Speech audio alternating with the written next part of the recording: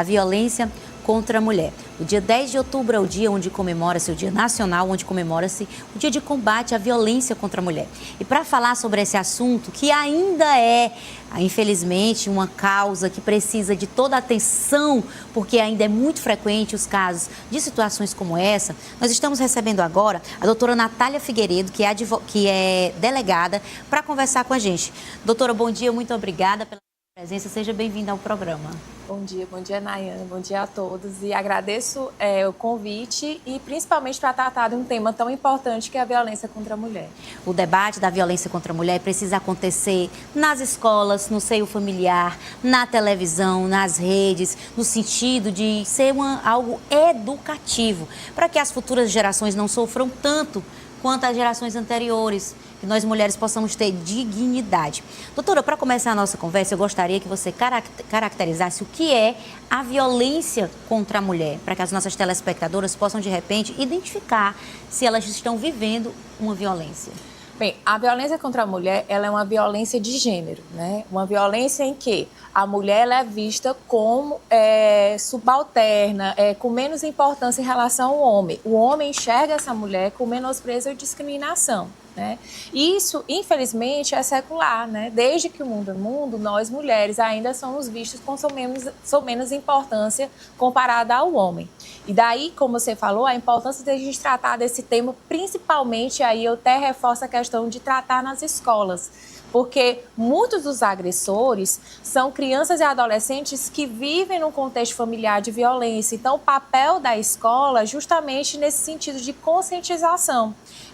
Como eu disse, é muito importante porque, trabalhando no início, a gente pode conseguir, sim, reduzir esses números. Mudar essa mentalidade. Infelizmente, hoje, com as redes sociais, nem tudo são flores.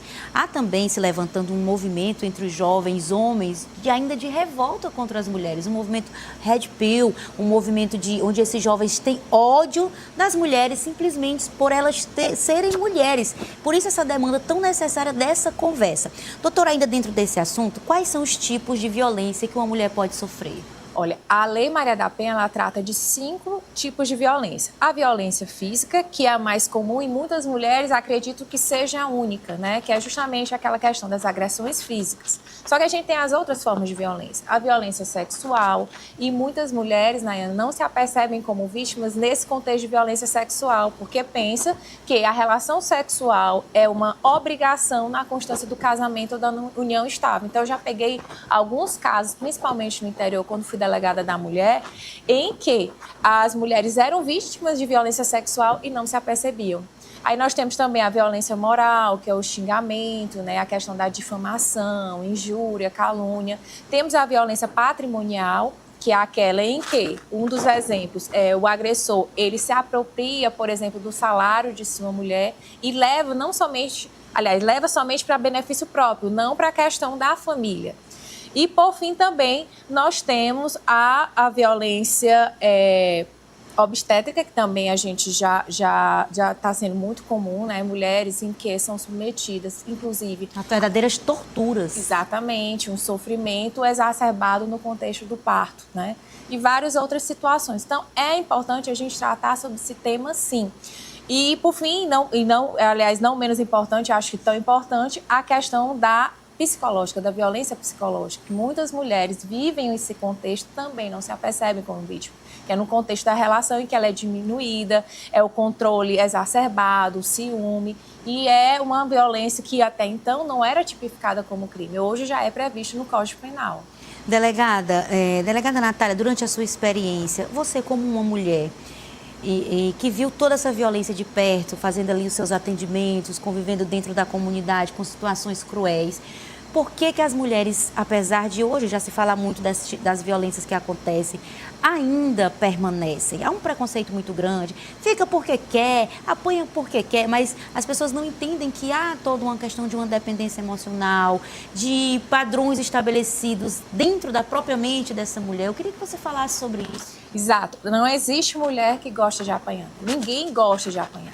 No entanto, muitas mulheres elas permanecem, como você falou, ela é dependente emocionalmente e aí é resultado da constante violência psicológica que ela sofreu na relação. Então, ela não se apercebe para além daquela relação, acredita que aquilo é a única forma de amor que ela merece. E isso é resultado justamente da violência psicológica.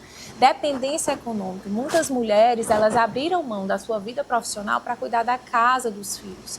Então, é muito difícil e muitas vezes essas mulheres, quando decidem sair de casa, elas levam os filhos. Então, como é que ela vai sustentar a si própria e aos filhos? Então, são vários, a pressão social, a pressão familiar, muitas não são acolhidas pela própria família. Então, a própria família fecha as portas para elas nesse contexto de rompimento do ciclo de violência. Então, são vários fatores que fazem com que essa mulher permaneça, e não porque ela goste de apanhar, como infelizmente a gente escuta de forma corriqueira, né? Triste, né, ouvir uma coisa como essa, por isso que a gente toca nesse assunto. Outra coisa que é importante lembrar é que a violência contra a mulher, ela acontece em todas as classes sociais. Há quem pense que isso é algo que acontece só lá na periferia, mas em todas as classes sociais esse tipo de violência acontece, normalmente tem o mesmo perfil e o mesmo padrão. Muitas vezes não se fica sabendo porque é tudo muito encoberto, mas a violência também acontece em todas as classes sociais. Qual é a diferença, doutora, quando essa violência acontece naquela mulher mais simples, que não tem uma formação superior, que está lá na ponta, e uma mulher que está lá na classe média alta? Olha, você falou bem, a questão da violência contra a mulher, ela atinge a toda e qualquer mulher. Justamente por quê? Porque a nossa sociedade, como um todo, ainda é machista, né? Esse machismo estrutural que é secular. Mas toda e qualquer mulher é uma vítima em potencial, né? O que é que acontece? Os números nos mostram, de fato, que mulheres negras e periféricas ainda, infelizmente, estão no topo desse infeliz ranking, né, de mulheres vítimas de violência. Só que, como a gente falou, a questão é que qualquer mulher pode ser vítima. Então, o que leva a isso, e isso eu trago sempre quando o ministro palestra, é reflexo da nossa sociedade, que ainda está. E aí a questão da educação das nossas crianças, a importância disso. Porque está enraizado, então é toda uma cultura que ela tem que ser desconstruída, certo? Mas toda e qualquer mulher, agora como você falou, a depender da classe social, a gente vê maior resistência. Tem mulheres de uma classe social mais favorecida que se fecha e se cala por vergonha. Então, alguns casos, a gente pode citar, por exemplo, o caso da Ana Hickman, que foi um caso emblemático, porque você vê uma mulher loira, né, branca, olhos claros, bem posicionada socialmente, apresentadora, admirada pelo mundo inteiro, e era vítima. E por que se calou durante tanto tempo? Então, talvez justamente pela questão da vergonha, de exposição. Então, a gente vê, eu acabo observando em mulheres de classe social mais abaixada, uma maior resistência na exposição. Só que todo e qualquer tipo de violência, independente da posição que você ocupe, tem que ser denunciado. O ciclo ele tem que ser rompido, porque não vai parar. Você vê a questão da situação da Ana Hickman. Violência física, mas ela deveria ter sofrido outras formas de violência anteriores, inclusive a psicológica. E a patrimonial, prejuízos financeiros terríveis que ela teve durante o relacionamento. Claramente, hoje, quando a gente vê o caso da Ana Hickman, a gente identifica facilmente esses abusos que ela viveu dentro da casa dela. E como a mulher pode fazer, doutora, você que tem essa experiência, primeiro eu quero saber, durante a sua carreira, qual foi o caso que mais chocou? Conte pra gente algumas situações que você, infelizmente, teve que presenciar e lidar. Olha, o caso que mais chocou como profissional, sem dúvida nenhuma, foi da estudante Janaína, da UFP. Porque, para nós, ali foi uma morte que aconteceu no contexto da misoginia. O que é a misoginia? É o ódio ou menosprezo contra a mulher. E naquele contexto em que ela foi vítima, estava claro em que aquele agressor, aquele que agora já está na fase de acusação, ele agiu justamente no entendimento que aquela mulher era um objeto para ele. Então, isso é totalmente convergente no que a gente entende de misoginia. Então, foi um caso assim, que mexeu, sem dúvida nenhuma, como profissional e mais ainda como mulher, né? E, infelizmente, é o que a gente tem visto muito Brasil afora. Ainda não é seguro ser mulher. A gente sempre vai ter aquele medo, aquela cautela ao andar sozinha. Verdade. Então, é algo que a gente tem que trabalhar muito em nossa sociedade para que finalmente se torne seguro ser mulher. Até a roupa, que muitas vezes a gente vai vestir, a gente precisa estar ali atenta. Será que eu posso estar com essa roupa? Às vezes eu não estou falando de uma roupa extremamente extravagante, que as mulheres também têm liberdade de usar. Mas às vezes até dentro do ambiente corporativo, muitas vezes você tem que se cobrir porque você é mulher. Exatamente. E você precisa estar coberta o máximo que você puder para evitar que você seja menos profissional. Porque se você estiver expondo um pouquinho de braço, um pouquinho de colo, já os olhares não estão mais voltados para o seu profissionalismo, mas para aquele pedaço de pele do seu corpo. Você vê o absurdo, né? Isso é ridículo.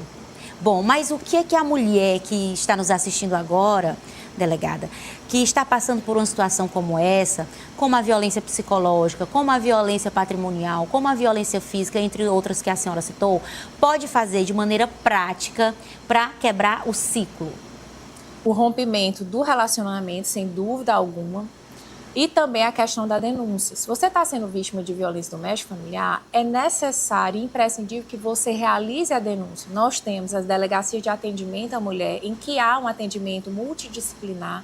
Aqui em Teresina, tem um trabalho fantástico realizado na Casa da Mulher Brasileira, que lá, além do atendimento por parte da unidade policial, tem a questão do Ministério Público atuando na própria unidade, o Poder Judiciário. Nós temos também a questão de uma casa, na verdade, é como se fosse um alojamento passageiro para aquela mulher que não tem para onde ir naquele momento. Lógico que existe toda uma seleção, né? Até porque, por questão de estrutura, tem que ser analisado o caso em específico para ver se encaixa nessa questão desse abrigo momentâneo. E, sem dúvida alguma, pedir a medida protetiva. A medida protetiva prevista na Lei Maria da Penha, ela é essencial para a proteção dessa mulher. Através dessas medidas, o agressor ele é proibido de ter contato, e aí é qualquer tipo de contato, físico ou virtual, por mensagem. E aí a gente enfatiza porque muitas mulheres pensam que ele mandar mensagem não está descumprindo. Está sim. A questão de aproximação, até mesmo dos filhos, se viverem no contexto também de violência. E se houver o descumprimento, denunciar, porque é possível, inclusive, a prisão preventiva do agressor. Olha, que informação importante. Doutora, e ainda dentro desse contexto, as mulheres, o que a lei garante de punição para as mulheres, para os agressores das mulheres? O que tem... porque a gente é um país que nós temos muitas leis. E, efetivamente, o que pode acontecer com a pessoa que pratica a violência patrimonial, por exemplo? Bem, aí tem que se analisar se naquele contexto aquela violência patrimonial é previsto como crime no Código Penal ou em outras leis. Vamos dar um exemplo. A violência psicológica ela é prevista na Lei Maria da Penha desde a promulgação da lei. Mas até então não tinha tipificação no Código Penal. Então, era um contexto de violência psicológica, a mulher poderia, por exemplo, pedir medida protetiva, mas se não houvesse uma previsão, porque aqui no Brasil, a questão dos crimes, ele tem a questão da taxatividade. O que é a taxatividade? É previsto como crime se for previsto no Código Penal. Então, até então, não tinha a violência psicológica como um crime. A partir, salvo engano, não sei se é de 2018, passou a ser previsto como crime. Então, é possível, no contexto de violência contra a mulher, tanto ela pedir medida protetiva e ele ser responsabilizado criminalmente se for previsto como crime, por exemplo, no Código Penal.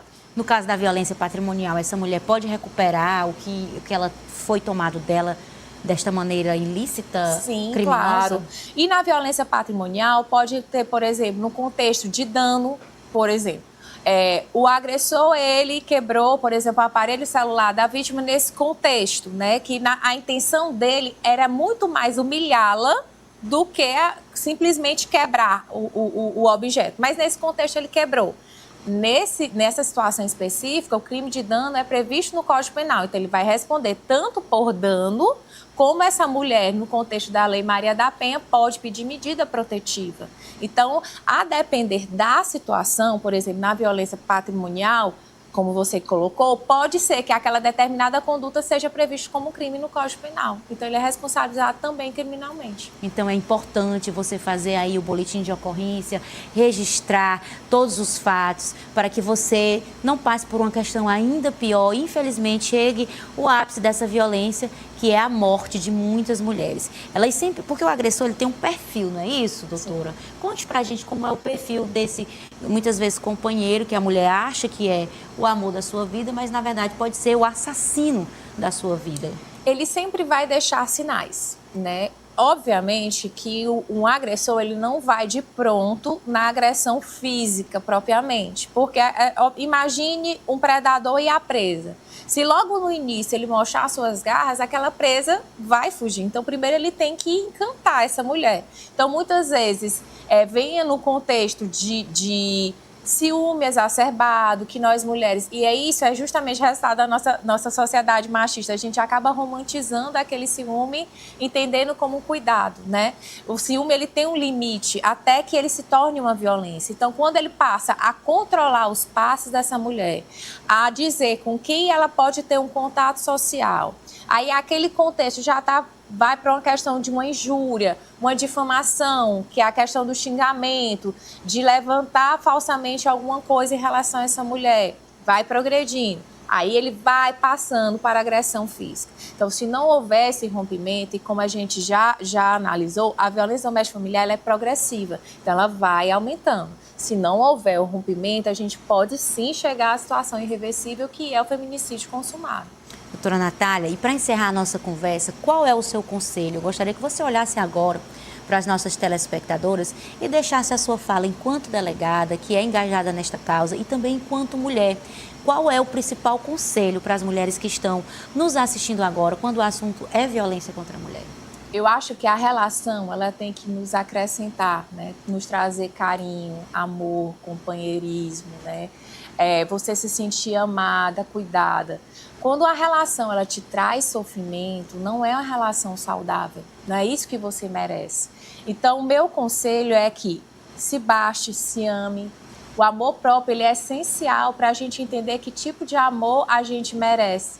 Então, quando a relação não te traz felicidade, rompa esse ciclo. Existe uma vida além dessa relação doentia, que te diminui, que te faz mal. E sempre, e aí a gente enfatiza bastante, denuncie, rompa o ciclo, mas também não deixe esse agressor impune. Peça medida protetiva se você não se sentir segura. A gente tem a lei ao nosso favor. Nós temos a segurança pública a nosso favor, o Poder Judiciário, o Ministério Público, toda uma rede de proteção. Então, denuncie, não se cale, mas antes de mais nada, se ame, se cuide e só deixe entrar aquilo que te faz bem. Que fala linda, doutora, e necessária. Muito obrigada pela sua participação no nosso programa.